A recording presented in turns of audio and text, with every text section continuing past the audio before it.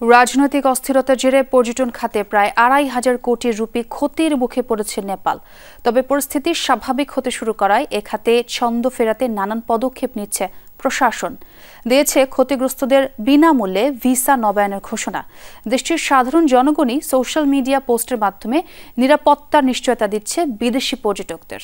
বাছাইকৃত লাল সরিষার দানা থেকে অত্যাধুনিক কোল্ড প্রেস মেশিনে তৈরি হয় প্রাণ সরিষার তেল, আসল ঝাঁঝে আসল স্বাদে।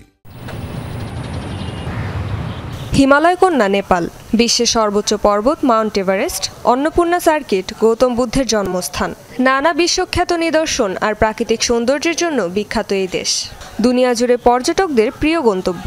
শান্তস্নিগ্ধ হিসেবে এতদিন ছিল পরিচিতি, তবে সম্প্রতি জেনজি বিক্ষোভের আগুনে বিরাট ক্ষতির মুখে পড়েছে দেশটির পর্যটন খাত। পর্যটন মৌসুম শুরুর ঠিক আগে আন্দোলনের জেরে প্রায় ২৫০০ কোটি রুপি ক্ষতির মুখে পড়েছে নেপাল। হোটেল ভাঙচুর, বিমান বন্ধ, রাজনৈতিক উত্তেজনার কারণে বাতিল হয় লাখ লাখ বুকিং।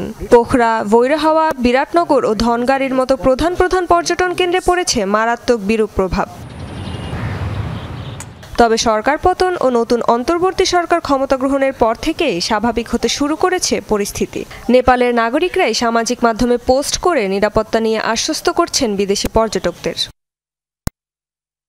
পর্যটন খাত পুনরুদ্ধারে নানা পদক্ষেপ নিচ্ছে দেশটির প্রশাসনও। অস্থিরতার সময় অর্থাৎ ৮ সেপ্টেম্বর ও এর পরে যেসব ভিসার মেয়াদ শেষ হয়েছে সেগুলো বিনামূল্যে নবায়নের ঘোষণা দিয়েছে নেপাল ট্যুরিজম বোর্ড। নেপালের বাণিজ্য খাতও ফিরতে শুরু করেছে নিজস্ব ছন্দে। শুক্রবার থেকে পুনরায় পণ্য সরবরাহ শুরু হয় ভারত নেপাল সীমান্তে। বিক্ষোভের সময় পণ্য বোঝাই শত শত ট্রাক আটকে ছিল সীমান্তে, যার ফলে বড় অঙ্কের লোকসান গুনতে হয় দুই দেশের ব্যবসায়ীদের।